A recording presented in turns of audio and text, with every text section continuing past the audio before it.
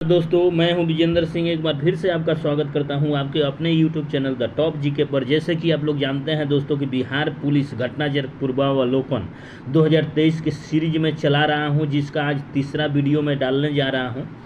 दोस्तों, आप लोग बहुत ही स्नेह प्यार दे रहे हैं, इसी प्रकार आप लोग देते रहिए दोस्तों, और अपने एग्जाम की तैयारी के नए धार देते रहिए। तो आइए शुरू करते हैं दोस्तों। आज बिहार पुलिस मद्य निषेध सिपाही भर्ती परीक्षा 2022, जिसका एग्जाम डेट था 27/2/2022 का, उसके प्रश्नों को हम लोग बारी बारी से देखेंगे पूरा विस्तार के साथ। पहला प्रश्न है, बेकिंग सोडा का क्या नाम है? बेकिंग सोडा सोडियम बाइकार्बोनेट को बोला जाता है। देखिए, बेकिंग सोडा का रासायनिक नाम सोडियम बाइकार्बोनेट है। इसका रासायनिक सूत्र NaHCO3 होता है। इसे खाने वाला सोडा भी कहा जाता है। इसका उपयोग प्रति अम्लों यानी पेट में अम्लीयता को कम करने के लिए सोडा युक्त पेय पदार्थ के रूप में किया जाता है और अग्निशामक के रूप में भी किया जाता है, याद रखिएगा। आगे देखते हैं, 2011 की जनगणना के अनुसार भारत में साक्षरता दर लगभग कितनी है? देखिए, साक्षरता दर 2011 की जनगणना के अनुसार लगभग 73% थी, लेकिन इसके अंतिम आंकड़े के अनुसार भारत की साक्षरता दर 74.04% है अभी फिलहाल में 2023 में, जिसमें पुरुषों की साक्षरता दर 82.14% तथा महिलाओं की साक्षरता दर 65.46% है। और केरल राज्य की साक्षरता भारत में सबसे ज़्यादा साक्षरता दर है 93.91%, जो भारत की सबसे ज़्यादा साक्षरता दर वाला राज्य है, जबकि 63.82% साक्षरता दर के साथ बिहार सबसे न्यूनतम साक्षरता दर वाला राज्य है। आधुनिक लोकतंत्र के रूप में जाना जाता है किसे? प्रतिनिधित्व लोकतंत्र के रूप में जाना जाता है। देखिए, आधुनिक लोकतंत्र के रूप में प्रतिनिधि लोकतंत्र को जाना जाता है। आधुनिक समय में लोकतंत्र की शुरुआत अमेरिका से हुआ। लोकतंत्र आज विश्व में सबसे लोकप्रिय शासन प्रणाली है। भारत विश्व का सबसे बड़ा लोकतांत्रिक देश है। अमेरिका की खोज किसने की थी? अमेरिका की खोज कोलंबस के द्वारा किया गया था 1492 ईस्वी में।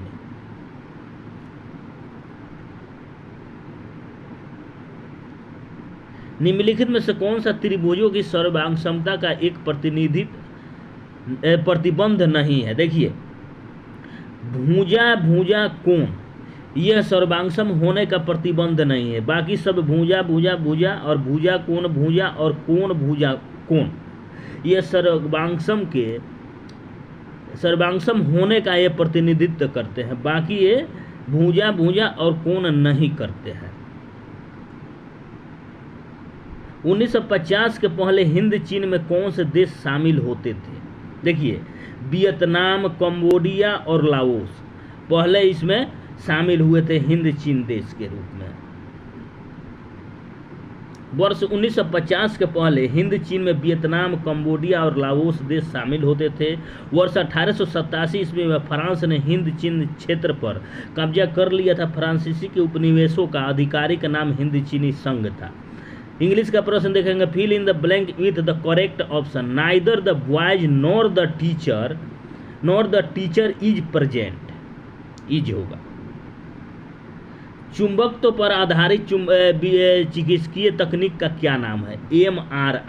MRI। देखिए, चुंबकत्व पर आधारित चिकित्सकीय तकनीकी MRI है। MRI का विस्तृत रूप होता है मैग्नेटिक रिजोनेंस इमेजिंग होता है। इसका उपयोग शरीर के अंगों का चित्र प्राप्त करने हेतु किया जाता है। राजनीतिक दल क्यों आवश्यक है? राजनीतिक दल आवश्यक है लोकतंत्र में। लोकतंत्र में प्रतिनिधियों का चुनाव राजनीतिक दलों से होता है, इसलिए राजनीतिक दलों का लोकतंत्र में होना अनिवार्य है। लोकतंत्र में सत्ता दल और विपक्षी दल दोनों का होना बहुत जरूरी है। निम्नलिखित में से कौन सा एक प्राकृतिक पारितंत्र नहीं है? प्राकृतिक पारितंत्र नहीं है बगीचा। बाकी वन, रेगिस्तान और नदी प्राकृतिक पारितंत्र है। बगीचा प्राकृतिक पारितंत्र नहीं है, कृत्रिम पारितंत्र है। देखिए, पारितंत्र दो प्रकार के कारकों से बनता है, प्राकृतिक पारितंत्र तथा कृत्रिम पारितंत्र। प्राकृतिक पारितंत्र प्रकृति द्वारा प्रदत्त होते हैं तथा कृत्रिम पारितंत्र मानव द्वारा निर्मित होते हैं। बगीचा मानव द्वारा निर्मित पारितंत्र है। किस राज्य की क्रिकेट टीम ने 2021-22 में विजय हजारे ट्रॉफी जीता था? किसने जीता था? हिमाचल प्रदेश। हिमाचल प्रदेश ने जयपुर के सवाई मानसिंह स्टेडियम में खेले गए फाइनल में तमिलनाडु को 11 रन से हराकर अपना पहला विजय हजारे ट्रॉफी 2021-22 जीता और 2022-23 का विजय हजारे ट्रॉफी का खिताब सौराष्ट्र ने महाराष्ट्र को हराकर जीता है अभी फिलहाल में 2023 का। Fill in the blanks choosing the correct word from the option that follow. If he came, we would go. क्या होगा? came होगा। Choose the option that enclosed in meaning to the given words. protest, protest का close यानी समानार्थिक शब्द क्या होगा? देखिए close protest का हिंदी होता है विरोध करना। इसका समानार्थी शब्द विकल्प टू ऑब्जेक्ट, जिसका हिंदी होता है एतराज या आपत्ति करना। प्रतिष्ठित लोकमान्य तिलक राष्ट्रीय पुरस्कार 2021 से किसे सम्मानित किया गया था? साइरस एस पूनावाला को कोविड वैक्सीन के निर्माण के लिए उनको इस पुरस्कार से नवाजा गया था। प्रतिष्ठित लोकमान्य तिलक राष्ट्रीय पुरस्कार 2021 से साइरस एस पूनावाला को सम्मानित किया गया था। उनको यह पुरस्कार कोविड शील्ड वैक्सीन का निर्माण कर कोविड-19 के दौरान महत्वपूर्ण सेवा हेतु प्रदान किया गया था। इस पुरस्कार की शुरुआत वर्ष 1983 में हुई थी। विद्युत बल्ब का तंतु बना होता है। विद्युत बल्ब का तंतु टंगस्टन का बना होता है। देखिए विद्युत बल्ब का तंतु टंगस्टन धातु का बना होता है। विद्युत बल्ब का आविष्कार थॉमस अल्वा एडिसन ने किया था। विद्युत बल्ब विद्युत ऊर्जा को प्रकाश तथा ऊष्मा ऊर्जा में परिवर्तित करता है। साथ साथ मैथ के प्रश्न को भी देखते चलेंगे। चक्रवृद्धि ब्याज की किस दर पर प्रति वर्ष 1250 2 वर्ष में 1800 रुपया हो जाएगी? देखिए 1800 रुपया हो जाएगी। मिश्रधन 1800 और मूलधन 1250 है।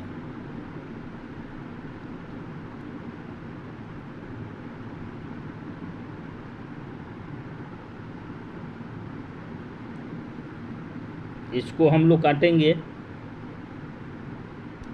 900 बटा 625 हो जाएगा।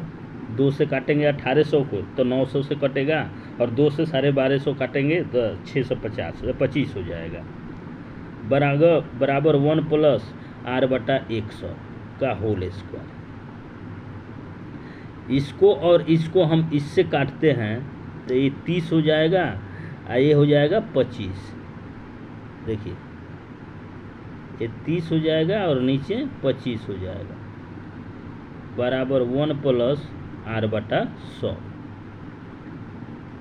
इसको एक को इधर लेके आएंगे हम, एक को इधर लेके आएंगे तो r बराबर हो जाएगा 30 बटा 25 माइनस 1 गुना 100 हो जाएगा। देखिए 25 से इसको काटेंगे हम 5 बार में कटेगा और 30 को काटेंगे 6 बार में कटेगा। देखिए 5 में इससे गुना करेंगे 6 घटाएंगे तो 1 बटा 5 हो जाएगा गुना 100। 5 से इसको काटेंगे तो 20 बार में 20% की दर से 1800 रुपया हो जाएगा। तो इसका आंसर क्या हो जाएगा? 20%। Option number C. आगे देखेंगे एक खिलौना पर 12% छूट देने पर इसे 308 रुपये में बेचा जाता है। तो खिलौना का अंकित मूल्य क्या है? 308 रुपया है। इसमें 1200 रुपया छूट दी जाती है, 12% छूट दी जाती है तो बचा कितना? 88%। इसको हम काटेंगे तो 3.50 आ जाएगा। इसमें 100 से गुना करेंगे तो 350 हो जाएगा। इसका सही आंसर हो जाएगा 350। Option number B. Option number A. Tarapur केंद्र है आणविक शक्ति का जो महाराष्ट्र में है। देखिए तारापुर आणविक शक्ति केंद्र की स्थापना महाराष्ट्र में तारापुर नामक स्थान पर 28 अक्टूबर 1969 में किया गया था। यह भारत का पहला व्यावसायिक परमाणु ऊर्जा स्टेशन है। इसका संचालन राष्ट्रीय बिजली निगम द्वारा किया जाता है। तारापुर कहाँ है? महाराष्ट्र में। लीलाधर जगूरी द्वारा रचित कविता का क्या नाम है? मेरा ईश्वर। मेरा ईश्वर है। लीलाधर जगूरी द्वारा रचित कविता मेरा ईश्वर है। इसकी अन्य रचनाएं शंखमुखी, शिखरों पर, नाटक जारी है, रात अब भी मौजूद है, महाकाव्य के बिना, ईश्वर की अध्यक्षता में आदि, पूरा हिंदुस्तान मिलेगा। कविता की रचना केदारनाथ अग्रवाल तथा छाया मत छूना कविता की रचना गिरजा कुमार माथुर ने किया था। किसी त्रिभुज में यदि एक कोण शेष दो कोणों के योग के बराबर हो तो उस त्रिभुज क्या होगा? समकोण त्रिभुज होता है। समकोण त्रिभुज होता है। समकोण त्रिभुज ये 90 डिग्री का होता है और ये दोनों कोण आपस में बराबर होते हैं 45-45 का, तो ये कोण समकोण होगा। भारतीय सशस्त्र बलों के पहले चीफ ऑफ डिफेंस स्टाफ कौन थे? पहले chief of defence staff general Bipin Rawat थे। जनरल बिपिन रावत थे। 24 सितंबर 2019 को भारत की सुरक्षा मामले की मंत्रिमंडलीय समिति ने चीफ ऑफ डिफेंस स्टाफ पद का सृजन किया। भारतीय सशस्त्र बलों के पहले chief of defence staff general Bipin Rawat थे। 8 दिसंबर 2021 को हेलीकॉप्टर दुर्घटना में इनकी मृत्यु हो गई और वर्तमान में लेफ्टिनेंट जनरल अनिल चौहान अभी वर्तमान में भारत के CDS हैं। फणीश्वर नाथ रेणु द्वारा रचित कहानी का क्या नाम है? लाल पान की बेगम। लाल पान की बेगम कहानी का नाम है फणीश्वर नाथ रेणु द्वारा। देखिए, फणीश्वर नाथ रेणु हिंदी भाषा के एक साहित्यकार थे। इन्होंने अपना पहला उपन्यास मैला आंचल लिखा जिसे बहुत ख्याति मिली थी। इसके लिए इन्हें पद्मश्री पुरस्कार से भी सम्मानित किया गया था। इनके द्वारा रचित कहानी लाल पान की बेगम है। इनकी अन्य रचनाएं परती परिकथा, जुलूस कितने चौराहे, कलंक मुक्ति आदि है। संयुक्त राष्ट्र संघ का मुख्यालय सचिवालय कहाँ अवस्थित है? संयुक्त राष्ट्र संघ के मुख्यालय का सचिवालय कहाँ स्थित है? न्यूयॉर्क में। न्यूयॉर्क में है। देखिए, संयुक्त राष्ट्र संघ की स्थापना 24 अक्टूबर 1945 ईस्वी में किया गया था। इसका मुख्यालय न्यूयॉर्क में स्थित है। इसके स्थापना के समय इसमें 51 सदस्य देश थे। वर्तमान में इसमें 193 सदस्य देश है और 193 सदस्य देश का क्या नाम है? दक्षिण सूडान। आप लोग याद रखिएगा, दक्षिण सूडान है 193वां देश संयुक्त राष्ट्र संघ का। अक्टूबर 1945 को भारत का यूएनओ का सदस्य बना। भारत कब बना था यूएनओ का सदस्य? 1945 में। अभी अस्थायी सदस्य है भारत। आगे मैथ का देखेंगे। यदि x1 x2 ...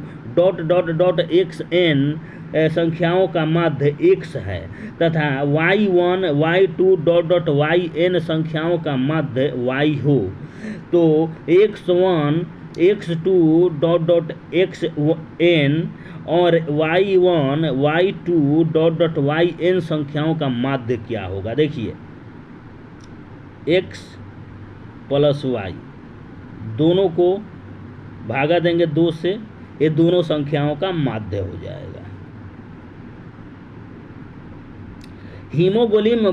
हीमोग्लोबिन वर्णक पाया जाता है किस में पाया जाता है? आरबीसी में। आरबीसी में पाया जाता है हीमोग्लोबिन वर्णक। देखिए, हीमोग्लोबिन एक प्रकार का प्रोटीन होता है जो लाल रक्त कोशिकाओं यानी आरबीसी में, रेड ब्लड कॉर्पल्स में पाया जाता है। हीमोग्लोबिन की कमी से होने वाली शरीर में खून की मात्रा की कमी होती है। हीमोग्लोबिन ऑक्सीजन का वाहक होता है। इसका जीवन काल 120 दिन का होता है।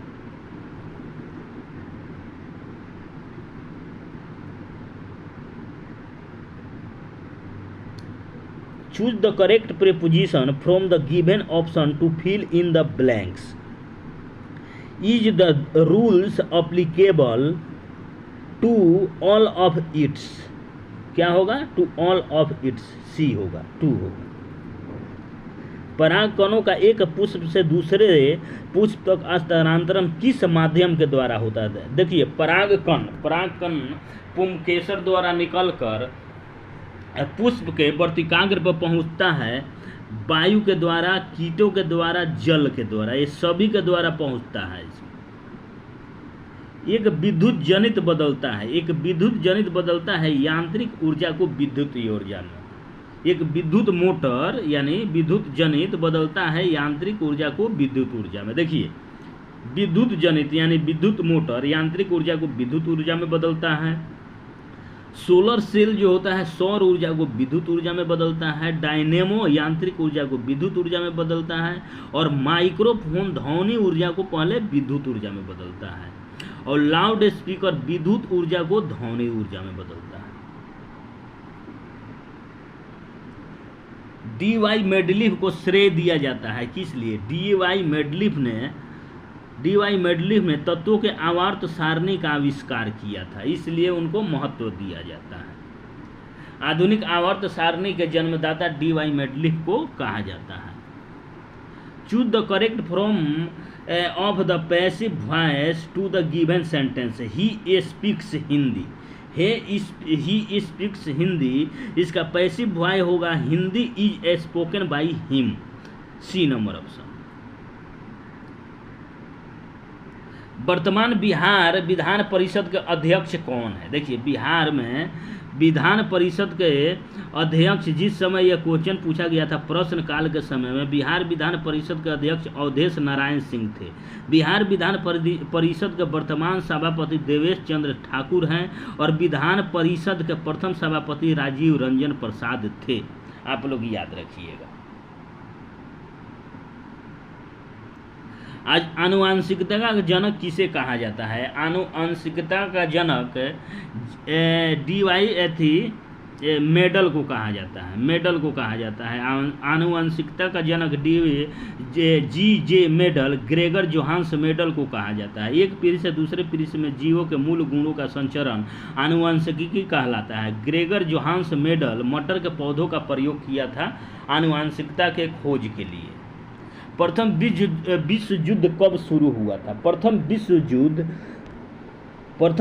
युद्ध शुरू हुआ था कब? देखिए 1914 को शुरू हुआ था। प्रथम विश्व युद्ध की शुरुआत 1914 को ऑस्ट्रिया द्वारा सर्बिया पर आक्रमण किए जाने के साथ हुआ था। यह 4 वर्षों तक चला था। इसमें 37 देशों ने भाग लिया था। प्रथम विश्व युद्ध का तत्कालीन कारण ऑस्ट्रिया के राजकुमार आर्क ड्यूक फर्डिनेंड की बोल्सिवा की राजधानी सेरोजीवा में 28 जून 1914 को की गई थी, इसका यह तत्कालीन कारण था प्रथम विश्व युद्ध का। समुद्र का कुछ भी नहीं होता, मानो अपनी अबूझ भाषा में कहता रहता है का रेखाचित पद प्रतीक करता है किसका प्रतीक करता है? समाज का प्रतीक करता है। समुद्र का कुछ भी नहीं होता, मानो अपनी अबूझ भाषा में कहता रहता है का रेखांकित पद समुद्र पर प्रतीक है समाज का। समुद्र कविता सीताकांत महापात्र की रचना है और सीताकांत महापात्र को वर्ष 1993 में ज्ञानपीठ पुरस्कार से भी सम्मानित किया गया था। हिंदी का एक प्रश्न था। खाद्य सुरक्षा का तात्पर्य क्या है? देखिए खाद्य सुरक्षा का तात्पर्य खाद्य का उपलब्धता हो, खाद्य का सामर्थ्य हो और खाद्य का पहुँच हो हर व्यक्ति में। इसका है क्या हो जाएगा? ये सभी खाद्य सुरक्षा का तात्पर्य होता है। देखिए खाद्य सुरक्षा से तात्पर्य खाद्य पदार्थों की सुनिश्चित आपूर्ति, पहुंच एवं जन सामान्य के लिए भोज्य पदार्थों की उपलब्धता तथा खाद्य की सामर्थ्य से है। इसके संदर्भ में राष्ट्रीय खाद्य सुरक्षा अधिनियम 2013 है। इसका उद्देश्य एक गरिमापूर्ण जीवन जीने के लिए लोगों को वहनीय मूल्यों पर अच्छी गुणवत्ता के खाद्यान्न की पर्याप्त मात्रा उपलब्ध कराते हुए उन्हें मानव जीवन चक्र दृष्टिकोण में खाद्य और पौष्टिक सुरक्षा प्रदान करना है। निम्नलिखित में से कौन सा जुलाई 2021 को अंतरिक्ष में यात्रा करने वाली द्वितीय भारतीय मूल की महिला बनी है? किसने बनी है?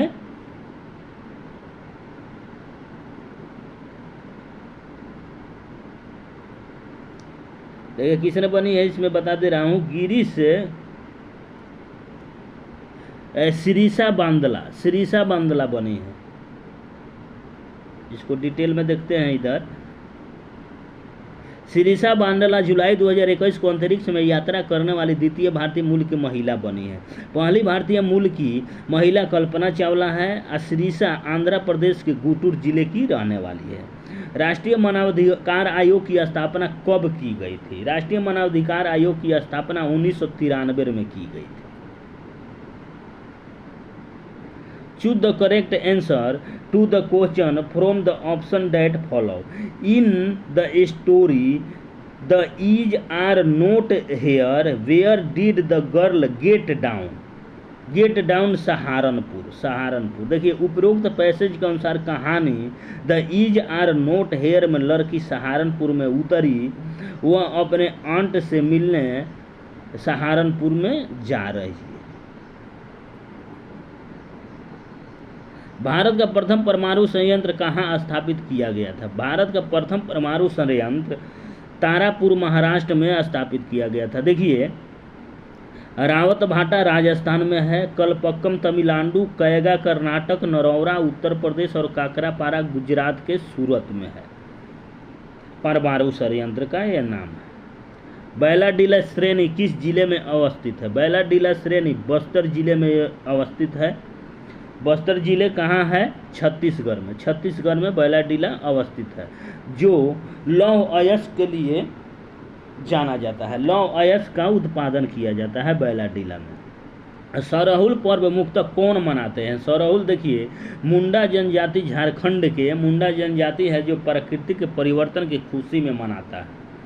ओमन का फसल संबंधित है किससे? धान से। धान से संबंधित है ओमन का फसल। स्वयं सहायता समूह में ऋण संबंधी अधिकांश निर्णय लिए जाते हैं किसके द्वारा लिए जाते हैं? सदस्यों के द्वारा।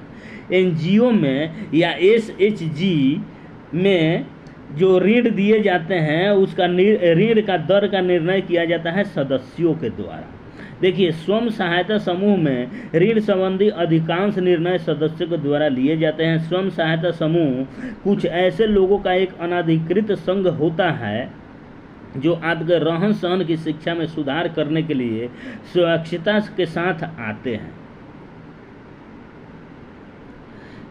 किस विकल्प में सही विलोम युक्त दिया गया है? विलोम इसमें से चुनना है। देखिए गौरव और लाघव, गौरव और लाघव, इसका देखिए अनादर का आदर होगा विलोम, अंगूठा का समान होगा और गौरव का लाघव होगा। डी नंबर ऑप्शन, गौरव और लाघव। देखिए पृथ्वी के कुल सतह का लगभग पानी से ढका हुआ है। कितना ढका हुआ है? 75%। 75% ढका हुआ है। देखिए उत्तरी गोलार्ध में पानी की संख्या कम और दक्षिणी गोलार्ध में पानी के महासागरों से ढका हुआ है सबसे ज़्यादा 81%।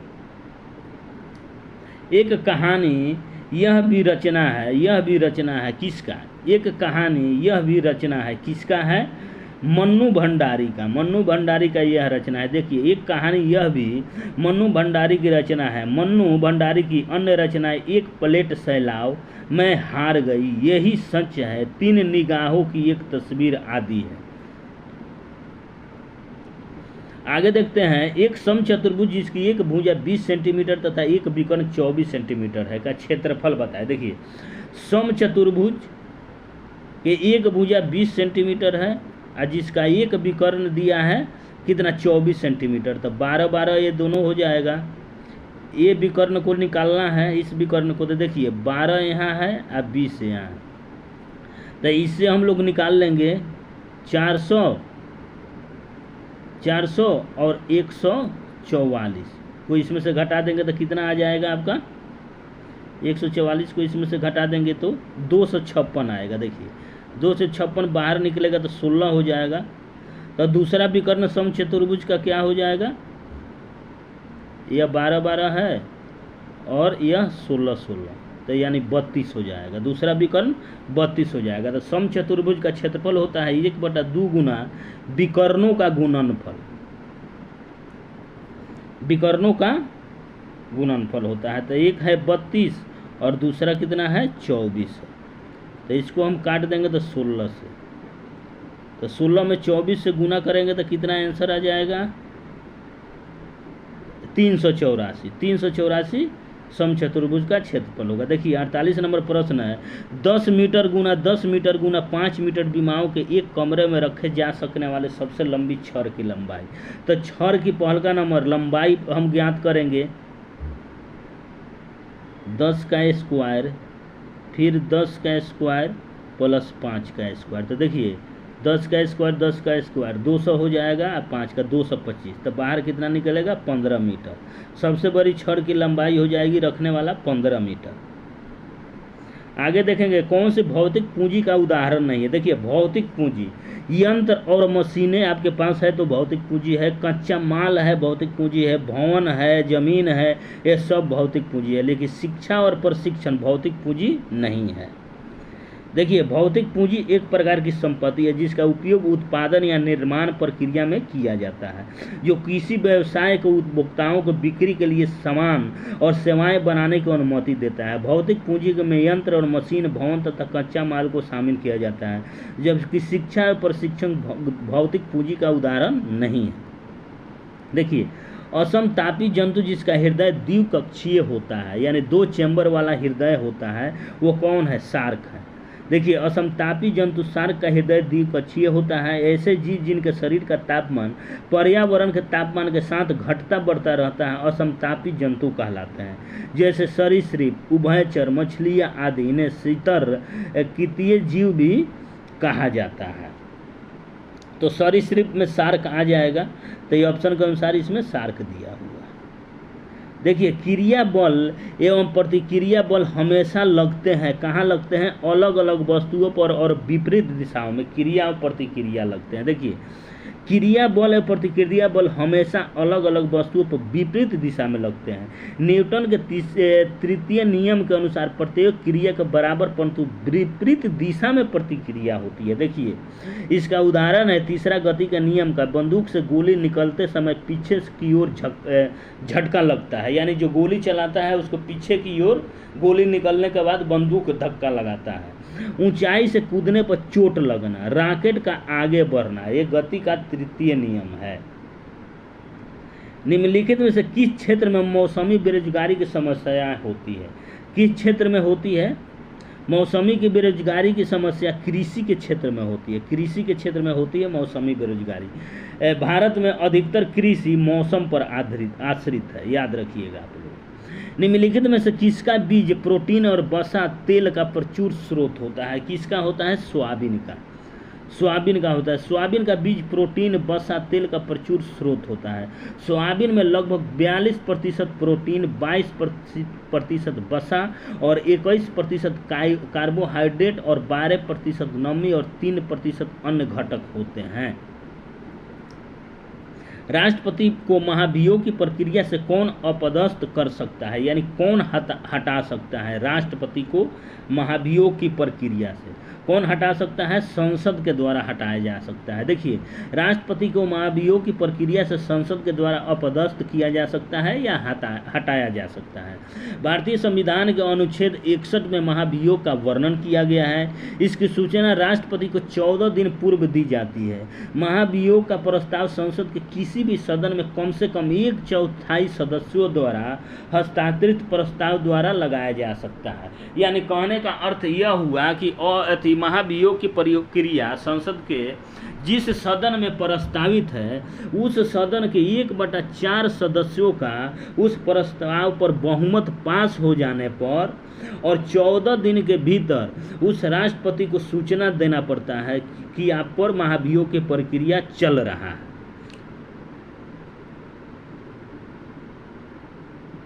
एक पासे को फेंकने पर अभाज्य संख्या प्राप्त होने की प्राथमिकता क्या है? देखिए एक पासे में 1 से लेकर 6 तक खाने होती है। 1 2 3 4 5 6 6 खाने होती है। आप लोग पासे देखे होंगे 1 2 3 4 5 6। देखिए अभाज्य संख्या प्राप्त होने की अभाज्य संख्या देखिए इसमें 2 है, 3 है और 5 है और टोटल खाने कितने हैं? 6 है।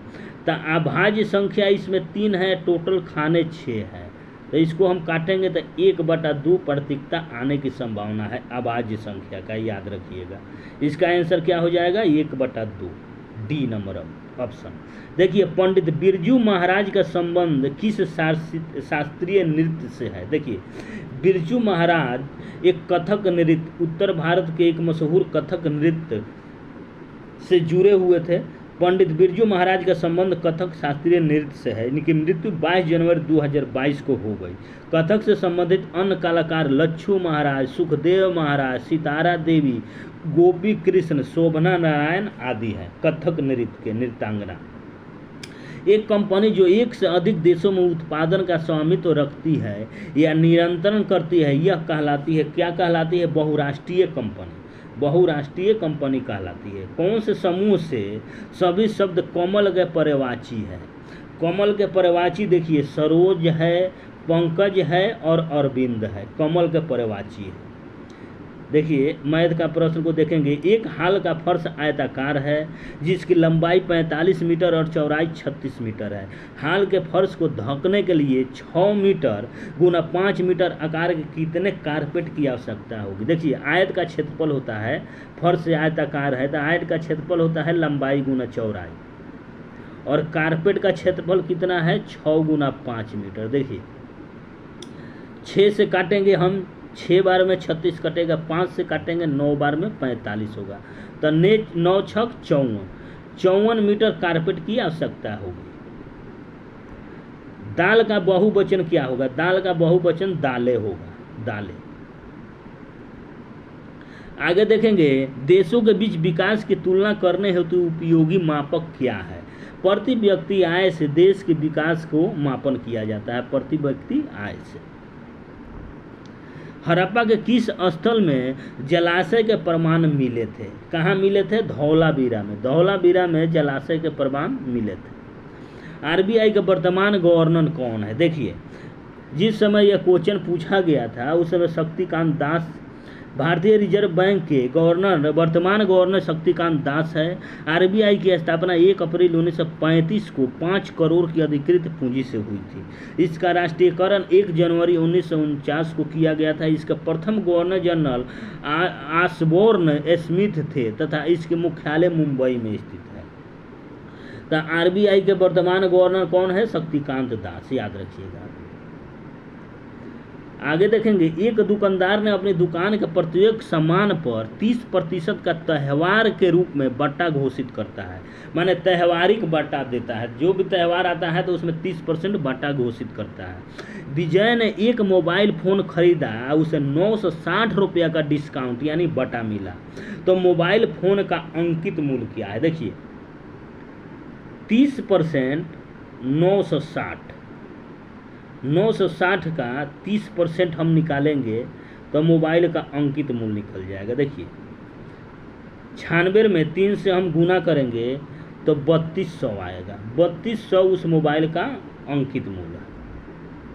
निम्नांकित में से कौन सी नदी मुहाना यानी एस्च्यूरी बनाती है? देखिए एस्च्यूरी कौन बनाती है? नर्मदा और ताप्ती नदी है। देखिए नर्मदा नदी मुहाना एस्च्यूरी बनाती है। इसका उद्गम विंध्याचल पर्वत श्रेणियों में स्थित अमरकंटक नामक स्थान से होता है तथा इसका मुहाना खंभात की खाड़ी में स्थित है। देखिए भारत की 2 नदियां एस्च्यूरी का निर्माण करती है यानी मुहाना का, नर्मदा और ताप्ती।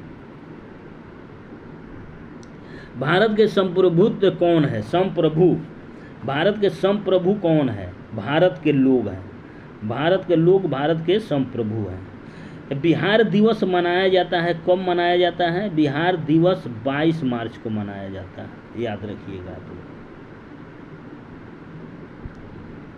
बिहार दिवस 22 मार्च को मनाया जाता है। 22 मार्च वर्ष 1912 में अंग्रेजों ने बिहार को बंगाल से पृथक करके नए राज्य का गठन किया था। अब वर्ष 2023 में बिहार दिवस की थीम युवा शक्ति की प्रगति है।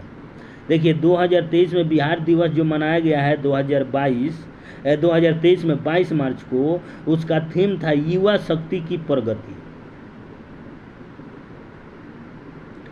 निम्न में से उपार्जित लक्षण क्या है? उपार्जित लक्षण निम्न में से क्या है? शरीर का वजन। शरीर का वजन है उपार्जित लक्षण।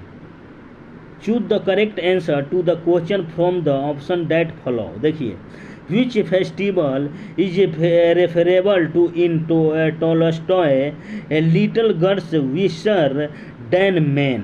इसका क्या हो जाएगा? ईस्टर, ईस्टर हो जाएगा। तृतीय क्षेत्र में सम्मिलित गतिविधि नहीं है। देखिए तृतीय क्षेत्र में पशुपालन नहीं है, बाकी यातायात, व्यापार, संदेश वाहन ये सब तृतीय क्षेत्र में आते हैं। लेकिन पशुपालन जो होता है, इसमें पशुपालन जो होता है तो किस में आता है? आपका देखिए इसमें पशुपालन दिया है, तृतीय क्षेत्र के अंतर्गत नहीं आता है, यह प्राथमिक क्षेत्र के अंतर्गत आता है। पशुपालन देखिए प्राथमिक क्षेत्र में कृषि, वानिकी, मछली पालन, खनन और पशुपालन, ये सब प्राथमिक क्षेत्र में आते हैं। द्वितीय क्षेत्र में विद्युत उपकरण निर्माण, खाद्य निर्माण, कपड़ा उत्पादन, हस्तशिल्प और उद्योग, ये सब आते हैं द्वितीय क्षेत्र में। तृतीय क्षेत्र में आते हैं परिवहन, संचार, बैंक सेवाएं और व्यापार। 100 साल पहले इसमें दिया गया है 100 साल पहले किस देश में नाजी पार्टी स्थापित हुई थी। देखिए नाजी पार्टी की स्थापना 100 साल पहले जर्मनी में हुई थी। जर्मनी में हुई थी नाजी पार्टी की स्थापना। भारत में सर्वाधिक क्षेत्र में फैले हुए वन कौन से हैं? भारत में सबसे अधिक वन फैले हुए उष्णकटिबंधीय पर्वतीय वन सबसे अधिक फैले हुए हैं। उष्णकटिबंधीय पर्वतीय वन के पेड़ का नाम क्या है? देखिए चंदन, शीशम, महुआ, साल, टीक, आंवला, बांस आदि के वृक्ष पाए जाते हैं उष्णकटिबंधीय पर्वतीय वन में। Choose the correct option. देखिए where was saint Kabir brought up in this early childhood day, इसका क्या होगा? वाराणसी। वाराणसी। उपरोक्त पैसिव के अनुसार सेंट कबीर का बचपन में पालन पोषण वाराणसी में हुआ था। कबीर का पालन पोषण कहाँ हुआ था बचपन में? वाराणसी में हुआ, बनारस में। सुंदरी वृक्ष में पाए जाते हैं, क्या पाए जाते हैं? सुंदरी वृक्ष में मैनग्रोव वन पाए जाते हैं। देखिए सुंदरी वृक्ष में मैनग्रोव वन पाए जाते हैं। मैनग्रोव वन विश्व के उष्णकटिबंधीय और उपोष्ण कटिबंधीय क्षेत्रों के लवण पादप समूह का एक विविध समूह है जो ऑक्सीजन की कमी, उच्च लवणता और दैनिक ज्वारीय आप्लवावन जैसी परिस्थितियों के बीच अस्तित्व को बनाए रखता है। सुंदरी वृक्ष कहाँ पाए जाते हैं? मैनग्रोव वन में। बादल या कोहरा किस कोलाइड निकाय का उदाहरण है? बादल या कोहरा द्रव गैस में परिलक्षित, द्रव और गैस में मिलन होता है तो कोहरा या बादल का निर्माण होता है, यानी द्रव में गैस का विलयन है। देखिए संज्ञा शब्द का जहर में इल्ला प्रत्यय जोड़ने से कौन सा विशेषण बनेगा? कौन सा विशेषण बनेगा? जहरीला। जहर में इला अगर प्रत्यय मिला दिया जाए तो क्या बनेगा? जहरीला बनेगा। जहरीला। देखिए संज्ञा शब्द जहर में इला प्रत्यय जोड़ने पर जहर परस इला जहरीला हो गया। प्रत्यय वह शब्दांश होते हैं जो किसी शब्द के बाद में प्रयुक्त होकर उसका अर्थ परिवर्तित कर देते हैं। किसी शब्द के लास्ट में मिलते हैं यानी अंतिम में मिलते हैं प्रत्यय, और किसी शब्द के पहले मिलकर उस शब्द का अर्थ बदल देते हैं, उसको क्या बोलते हैं? उपसर्ग बोलते हैं। आप लोग याद रखिएगा। भारत में बजट निर्माण का कार्य किया जाता है किसके द्वारा? वित्त मंत्रालय के द्वारा। देखिए भारतीय संविधान के अनुच्छेद 112 में बजट का उल्लेख है। यह एक वित्तीय वर्ष में सरकार की अनुमानित प्राप्तियों एवं व्यय का विवरण होता है। बजट वित्त मंत्रालय द्वारा जारी किया जाता है। वित्त मंत्री इसे संसद में बजट सत्र में प्रस्तुत करता है। देखिए अक्षय यानी नवीकरणीय ऊर्जा के स्रोत का उदाहरण क्या है? नवीकरणीय ऊर्जा स्रोत क्या है? सूर्य है। सूर्य। देखिए सूर्य अक्षय यानी नवीकरणीय ऊर्जा स्रोत का उदाहरण है। अक्षय ऊर्जा स्रोत वे स्रोत होते हैं जिनका उपयोग होने पर भी अनवरत पुनर्भरा यानी जन्मजात जीवन भर यानी अनंत पीढ़ी तक नवीकरणीय होता रहता है। इससे हाल के समय में समाप्त होने की संभावना नहीं होती है। अक्षय ऊर्जा के अन्य स्रोत है वायु ऊर्जा, बायोमास, भूतापीय ऊर्जा आदि। बाकी पेट्रोलियम, कोयला, प्राकृतिक गैस ये नवीकरणीय ऊर्जा स्रोत के नहीं है क्योंकि खत्म होते जा रहे हैं धीरे धीरे। निम्नलिखित में से कौन संविधान निर्मात्री सभा का सदस्य नहीं था? संविधान निर्माण के सभा का सदस्य नहीं था। कौन नहीं था? मोहम्मद अली जिन्ना। बाकी जवाहरलाल नेहरू, मौलाना अब्दुल कलाम आजाद और वल्लभ भाई पटेल थे।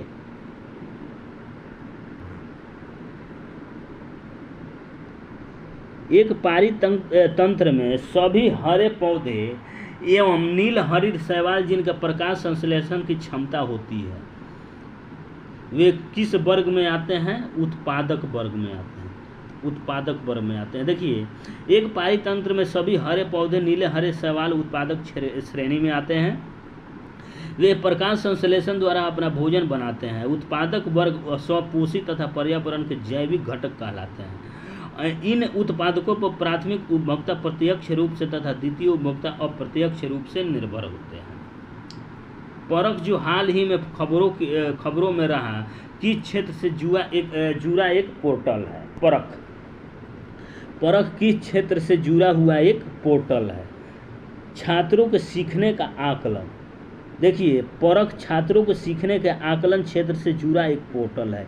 इसे राष्ट्रीय शिक्षा नीति 2020 के अनुसार डिजाइन किया गया है। इसका पूरा रूप performance assessment review and analysis of knowledge for holistic development है। परख। जापान एक विकसित धनवान देश बना है मानव संसाधनों में निवेश द्वारा। मानव संसाधन में सबसे अधिक निवेश के साथ जापान एक विकसित और धनवान देश बना था।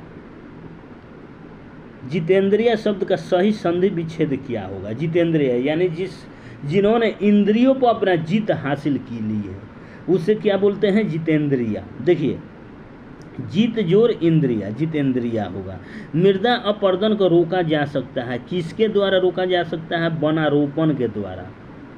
वन की रोपाई करके मृदा अपरदन को कम किया जा सकता है। भारत के निहाल सरीन का संबंध निम्नलिखित में से किस खेल से है।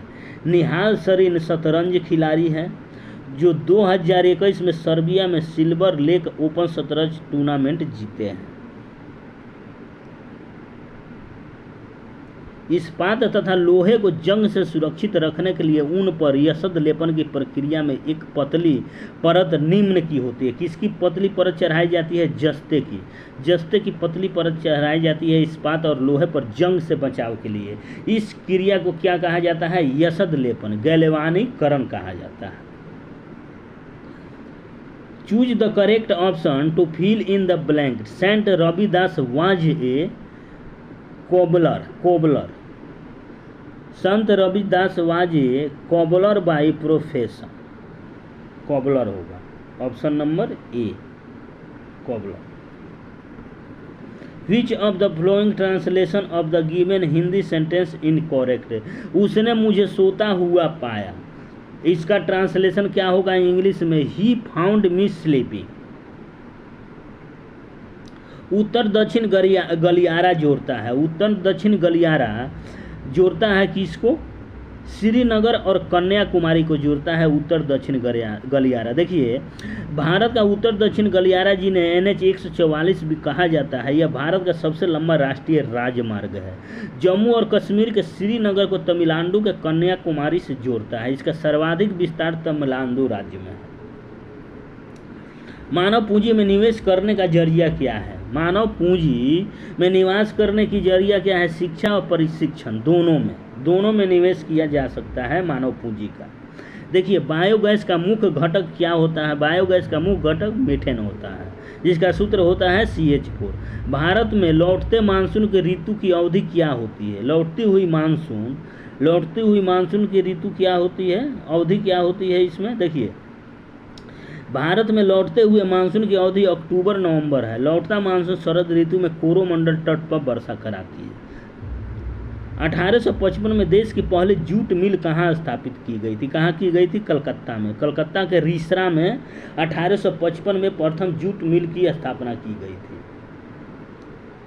कर्नाटक में होने वाली ग्रीष्म ऋतु की वर्षा को क्या कहते हैं। कर्नाटक में जो ग्रीष्म ऋतु में वर्षा होती है उसे आम्र वर्षा के नाम से कहा जाता है। देखिए कर्नाटक में होने वाली ग्रीष्म ऋतु की वर्षा को आम्र वर्षा कहते हैं। यही हवाएं असम और पश्चिम बंगाल राज्यों में आर्द्रता के साथ तीव्रता से चलती है, जिन्हें पूर्वी भारत में नॉर्वेस्टर तथा पश्चिमी बंगाल में काल बैसाखी कहा जाता है। केरल एवं आसपास के क्षेत्रों में इस वर्षा को चेरी ब्लास्ट और काफी वर्षा भी कहा जाता है। सविनय अवज्ञा आंदोलन कब और किस यात्रा से शुरू हुआ था। सविनय अवज्ञा आंदोलन किससे शुरू हुआ था, 1930 में दांडी यात्रा से शुरुआत हुई थी सविनय अवज्ञा आंदोलन की। देखिए, सविनय अवज्ञा आंदोलन की शुरुआत 1930 में दांडी यात्रा से हुई थी। 12 मार्च 1930 को गांधी जी ने 79 समर्थकों के साथ साबरमती आश्रम से दांडी के लिए प्रस्थान किया और 6 अप्रैल 1930 को उन्होंने दांडी पहुंचकर नमक कानून तोड़ा और यहीं से सविनय अवज्ञा आंदोलन की शुरुआत की। लेनिन का उत्तराधिकारी कौन था? लेनिन का उत्तराधिकारी स्टालिन था। देखिए, जोसेफ स्टालिन लेनिन का उत्तराधिकारी बना। लेनिन की मृत्यु 1924 के जनवरी में हुई थी। लेनिन एक रूसी साम्यवादी क्रांतिकारी, राजनीतिज्ञ तथा सिद्धांतकार तथा सोवियत संघ रूस की प्रथम सरकार का मुखिया था। वह मार्क्स के विचारों का समर्थक था। और आज का अंतिम प्रश्न को देखेंगे दोस्तों हम लोग, निम्न में से किस श्रेणी में भारत आता है? भारत किस श्रेणी में आता है? विकासशील देश के रूप में। विकासशील देश के रूप में भारत का वर्णन किया जाता है। देखिए, भारत विकासशील देश है। ऐसे देश अल्प विकसित और विकसित होते हैं। देश के मध्य अर्थव्यवस्था के सभी क्षेत्रों में विकास की ओर तेजी से अग्रसर रहते हैं। इसमें प्रति व्यक्ति आय विकसित देशों से कम होती है। तो थैंक यू दोस्तों, आज के वीडियो को यहीं पर समाप्त करते हैं। धन्यवाद दोस्तों। आप लोग चैनल पर नए हैं तो चैनल को सब्सक्राइब कीजिए, शेयर कीजिए और बेल आइकन को दबा दीजिए। नमस्कार दोस्तों, जय हिंद।